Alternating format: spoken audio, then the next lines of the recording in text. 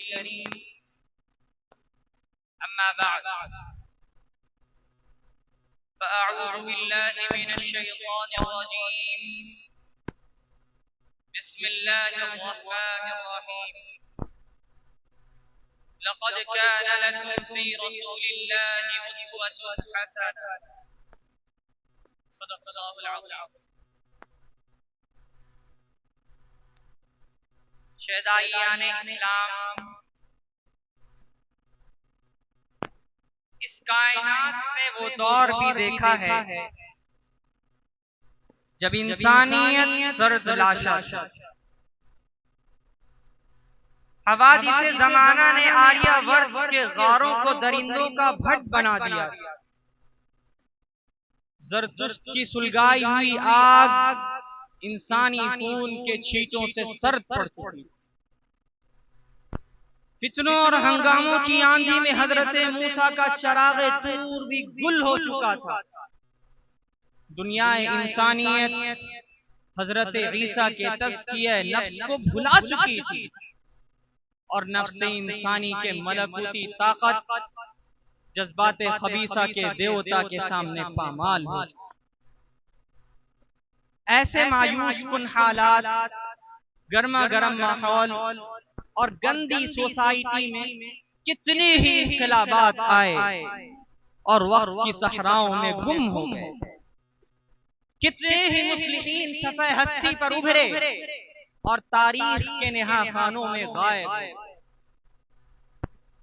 لیکن جب نبی کائنات، فخر موجودات، احمد مجتبی، محمد مصطفیٰ، سرور کونین صلی اللہ علیہ وسلم نے جبال بطحہ کی چوٹیوں سے اپنے انقلابی سفر کا آغاز کیا تو اپنے لازوال اصول کردار سے، جس کی ابدیت مسلمہ اور جس کی جامعیت انسانیت کا سب سے بڑا معراج ہے، کے ذریعے انسانیت کو حیات نو بخش دی، غمزدوں کو زندگی کا شعور دیا، امیر و غریب کے درمیان امتیازات کا خاتمہ کیا، کمزوروں اور بے کسوں کے درمیان اتصال پر قدغن لگایا، امیروں کی عمارت کے نشے کو چکنا چور کر دیا۔ جی ہاں، میں کہتا ہوں ابرے کرم اٹھا تو تہامہ کی وادیوں سے،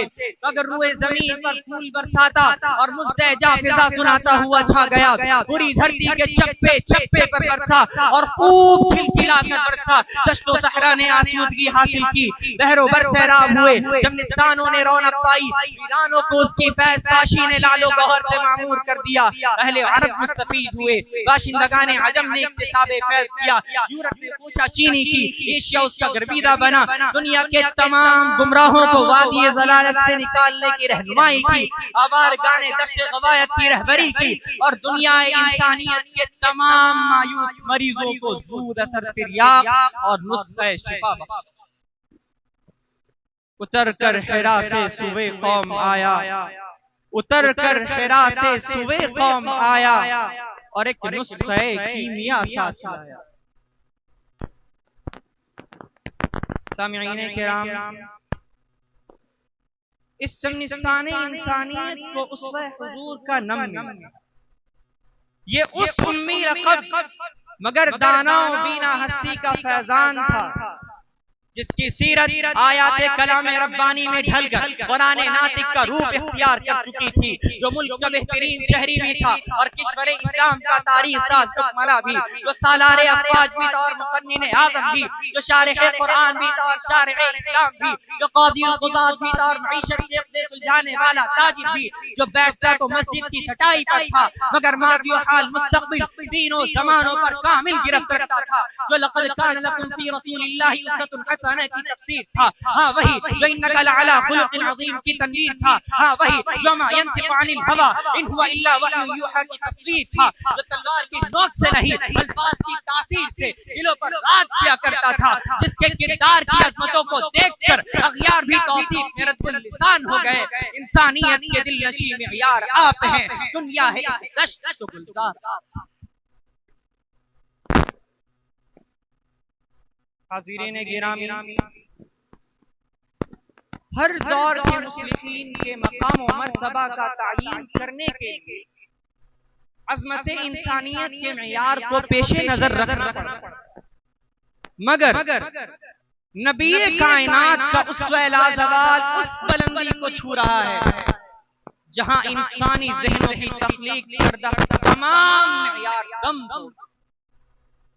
اور آپ کی سیرت و کردار کے آئینے میں عظمت انسانیت کا جو ان چیلنج معیار وجود میں آتا ہے، اس کے اول بھی آپ ہیں اور آخر بھی آپ ہیں۔ اور آخر میں ایسا کیوں نہ کہوں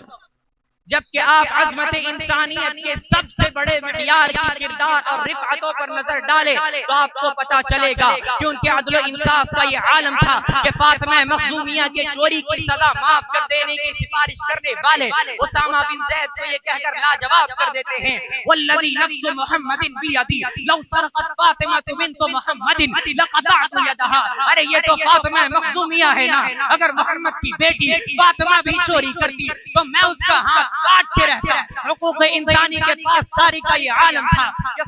کہ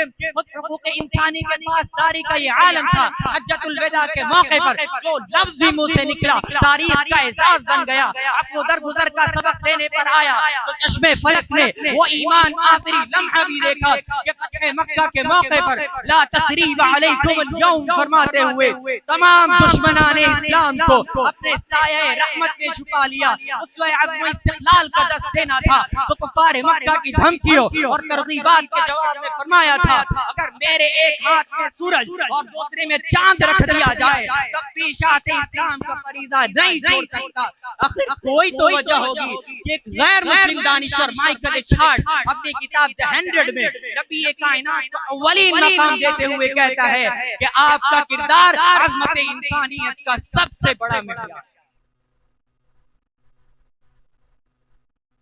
حاضرین گرامی، آپ کی سیرت مکمل اور آپ کا اسوہ حسنہ کامل ضابطہ حیات اور دستور جس میں ہر ڈپارٹمنٹ اور ہر شعبہ جات سے تعلق رکھنے والے لوگوں کے لیے رہنمائی موجود ہے۔ جی ہاں، میں صحیح کہہ رہا ہوں۔ اگر یقین نہیں آتا ہے تو تحقیق کر لیجیے۔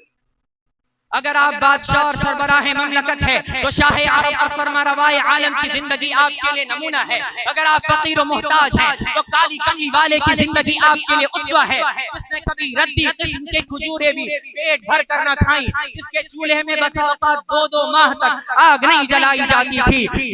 اگر آپ سپہ سالار اور فاتح ملک ہیں تو بدر الحنین کے سپہ سالار اور فاتح مکہ کی زندگی آپ کے لیے اسوہ ہے۔ اگر آپ معمار ہیں تو مسجد نبی کے معمار کی اقتداء کر سکتے ہیں۔ اگر آپ چروائے ہیں تو مقام اجیاد کے بکریاں چرانے والے کو دیکھ کر تسکین قلب حاصل کر سکتے ہیں۔ اگر آپ کنوارے ہیں تو اس 25 سالہ نوجوان کی عفت میں آپ زندگی کو دیکھ کر سرور قلب حاصل کر سکتے ہیں۔ اگر آپ خیالدار ہیں تو متعدد ازواج مطہرات کے شوہر کو انا خیرکم لاہلی کہتے ہوئے سن کر جذبہ اتباع پیدا کر سکتے ہیں۔ الغرض زندگی کا کوئی قابل قدر اور مستحق توجہ پہلو ایسا نہیں رہ جاتا انسانیت کا معیار بلند نہ ہوا۔ آپ نے ڈکٹیٹرشپ قانون کا بھی جائزہ لے لیا، انسانیت کا معیار بلند نہ ہوا۔ ایک مرتبہ، صرف ایک مرتبہ، جی ہاں صرف ایک مرتبہ اسوہ رسول کے سانچے میں ڈھل کر اور ریاست مدینہ کے سانچے میں ڈھل کر اسلامزم کا تجربہ کر لو، پھر دیکھنا کہ دنیا امن و امان کا گہوارہ اور جنت نمونہ کیسے نہیں بنتی ہے، امن و عاشقی کے گلاب کیسے نہیں